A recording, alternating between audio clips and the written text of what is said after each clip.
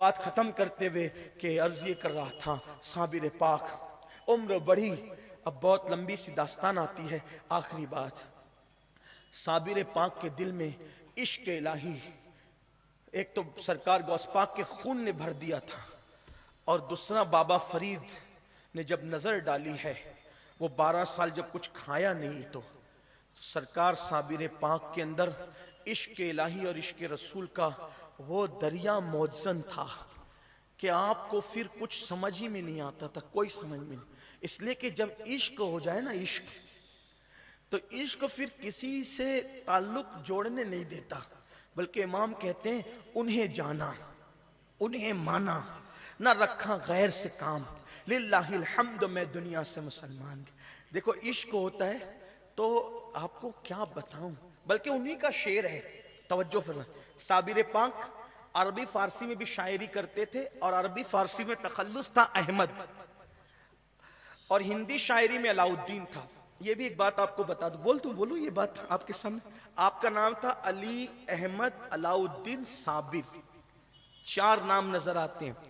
अहमद इसलिए था कि जिन दिनों माँ के पेट में थे, रसूलुल्लाह ख्वाब में आके फरमाते हैं कि हाजरा, तेरे यहाँ जब बच्चा पैदा होगा तो उसका नाम मेरे नाम पे अहमद रखना।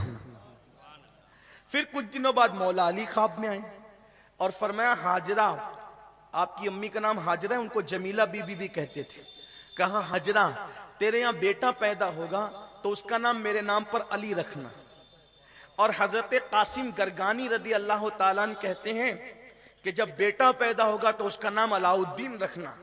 तो इसी तरह अम्मी ने किस तरह नाम रखा, अली अहमद, अली भी अहमद भी, और फिर हजरत कासिम के कहने पे अलाउद्दीन।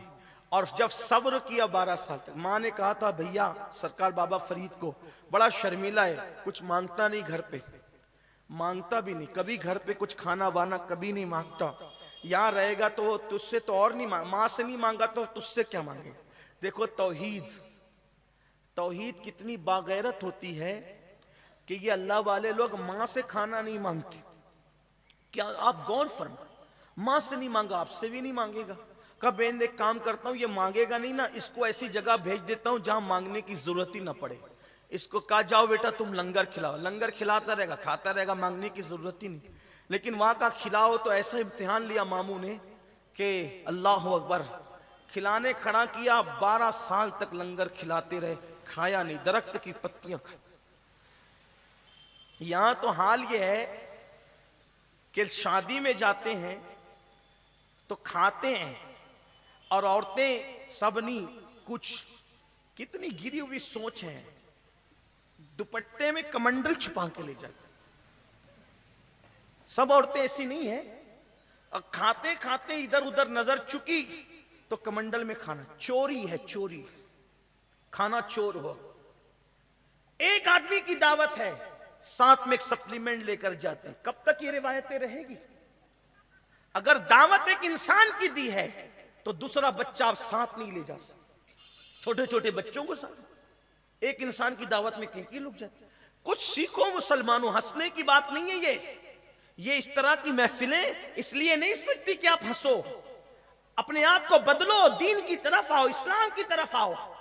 साबिर पाक 12 साल तक दरख्त की पत्तियां खाते रहे। जब 12 साल के बाद मां वापस लौटी तो कहा कि मेरे बच्चे के तो हड्डी से चमड़ा लग गया, मैंने तो उनको लंगर पे खड़ा किया था, कोई तफसील नहीं कर रहा हूं, सिर्फ इशारा दे रहा हूं। तो कहा बुलाओ उनको, तो कहा कि मैंने तो तुम्हें लंगर पे खड़ा किया था। तो कहा आपने तो कहा था खिलाना, खाने के लिए कब कहा था? आपने खाने की इजाजत दी थी मुझे, मैंने खिलाता ना, खाया थोड़ी। तो फिर आपने कहा मेरा अली अहमद साबिर है, तब से लकब पड़ गया साबिर। और फिर सीने से लग, अब ये बात आती है जो बात शुरू की थी, सीने से लगाकर बाबा फरीद ने जो इश्क था जो मुंतकिल हुआ था, वो इश्क उंडेला। और याद रखना, लोग पीर के पास आते, जो मेरे पास भी लोग आते, हालांकि अपने तो खाली डब्बा है, कुछ आता जाता भी नहीं, लोग कहते हैं हमें इश्क दे दो। मैंने कहा मेरे भैया, इश्क आशिकों से लिया जाता है, हम लोग थोड़ी देने वाले हैं, जा किसी आशिक की सोहबत में बैठ। याद रखना। तो बाबा फरीद ने सीने का उंडेला, और आपको पता है ये इश्क सब बर्दाश्त भी नहीं कर पाते। जो बात आखिरी कहने लगा था वो ये ऐसे किसी मजजूब के पास जाकर, किसी वली के पास जाकर ऐसे जबरदस्ती जिद नहीं करना कि मुझे भी इश्क दे दो। ये मांगने की चीज नहीं। साबिर पाक ने मांगा नहीं मांगा। मुझे एक बात याद आई, हमारे मालेगांव में एक बहुत बड़े बुजुर्ग आए थे, बड़े खानदान के बड़े बुजुर्ग। तो बुजुर्गों के पास लोग आते हैं तो वो भी बुजुर्ग ही बनना चाहते हैं, बुजुर्गी की बात करते हैं। वो थे बड़े खानदान के बड़े बुजुर्ग थे, लेकिन थोड़े जलाली थे। एक बड़े में आए, कहने लगे हजरत मुके वली बने के अपने मालेगांव में। तो वो भी पूर्वी बोलते थे, आते थे तो हजरत मुके वली बने के। तो जलाली थे वो, तकिए के नीचे से 10 की नोट निकाली और उनको दे के कहा, जा जहां मिलत है तह भी ले ले, मोरे लिए भी लेके आ। लोग भी अजीब तमाशा करते हैं। ये चीजें मांगने की नहीं है।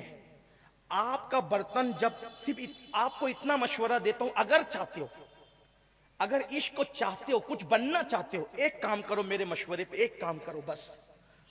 अगर चाहते हो, कुछ बनना चाहते हो, इस दिल को बुग़्ज़ से, हसद से, कीने से, घमंड से पाक कर लो। बस इसको साफ करके रखो।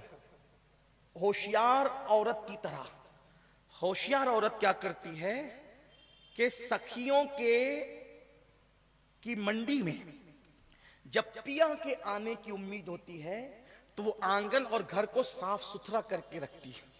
पता नहीं किस लम्हे पी की आमद हो जाए। आंगन और घर साफ देखेगा तो खुद ही कयाम कर लेगा, और अगर गंदा गलीज देखेगा तो नाराज होकर लौट जाएगा। तो बस पी के आने का वक्त तो मुकर्रर नहीं है, और ये कोठरी है, इसको साफ करके रखो। पता नहीं कब यार की आमद हो जाए। आमद तो कभी भी होती ही रहती है, 24 घंटे में हर लम्हा आमद होती रहती है। लेकिन अब कयाम अगर करवाना है तो इसको साफ करने की जरूरत है। पी तो 24 घंटे में हर वक्त आता जाता रहता है, लेकिन गंदगी देख के लौट जाता है, क्योंकि कहीं रखने रहने की जगह नहीं है, कहीं रुकने की ठहरने की जगह नहीं है। इतने बुत पहले ही सजा के रखे हो कि कहीं पी को रहने की जगह नहीं है। अगर पी को रखना है तो पहले खाली कर दो। जब तुम खाली करोगे फिर देखना कभी कयाम हो जाएगा। एजाज कांतवी ने यूं ही नहीं का कहते हैं, मन की अटरिया सुनी पड़ी है, कब करियो एमा कयाम ऐ प्यारे नबी, कब करियो एमा कयाम। और इमाम कहते हैं, किस्मते सौरो हिरा की हिर्स है, किस्मते सौरो हिरा की हिर्स है। चाहते हैं दिल में गहरा गार हम, चाहते हैं दिल में गहरा गार हम। इसको साफ करना अपना काम है। इंशाअल्लाह पी जरूर तशरीफ लाएगा, वो तो आने ही के लिए है। याद रखना, लोग कुछ भी बनते हैं, मगर जो पी भाए वही सुहागन कहलाए। बस बात इतनी है। तो बात खत्म करते करते, मांगना नहीं, नुकसान होगा। दिल साफ करके रखो, कर्म होगा, कभी भी होगा। आप इसको कुछ भी कहें, मैं खानका में बात कर रहा हूं। एक मर्तबा हजरत बाकी बिल्ला का एक बावर्ची था, तो उसने मेहमान आधी रात को आए तो खाना अच्छा पका के दिया। ख्वाजा बाकी बिल्ला ने कहा, तूने मेरे मेहमान की खिदमत की, बता तुझे क्या चाहिए। उसने कहा, आप जैसा बनना चाहता हूं। कहा, यार मेरे जैसा मत बन, झगड़ा ही यही है ना, आप जैसा बनना चाहता हूं। कहा, मेरे जैसा मत बन। इसलिए कि वो तो देख रहा था हजरत हजरत हजरत, लेकिन अंदर के हजरत को वो समझ नहीं पा रहा था। मतबक था, बावर्ची था, बटियारा, बटियारा अपने मालेगांव में बटियारा कहते हैं, लोगों को समझ आना चाहिए। बावर्ची, बटियारा, मतबक का इंचार्ज, नए नए कुछ भी नाम करे, लेकिन बटियारा समझ में आता है। अब बेचारे को रोटी पकानी आती थी, वो रोटी जानता था, वो पीर को क्या समझे, जौहर की गज जौहर ही जाने। उसने कहा, नहीं आप जैसा बनना है। अब आपने कही दिया कि जो मांगोगे दूंगा, तो आप जैसा बनना। कहा ठीक है। आपने सीने से लगाया और वो इश्क की जो आग जल रही थी वो डाल दिया।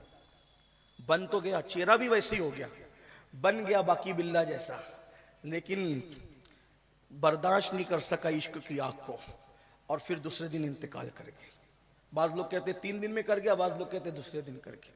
साबिर पाक के साथ भी यही हुआ। जो लोगों को गलतफहमी है, आज हिंदुस्तान में माहौल अलग है। कुछ लोग ना करामतों को गलत रंग देते हैं, क्योंकि अपने बेगाने सब सुनते हैं।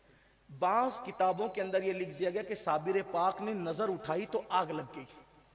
तवज्जो, साबिर पाक ने नजर उठाई, आग लग गई, दुल्हन जल गई। फिर बाज मुकर्रिरीन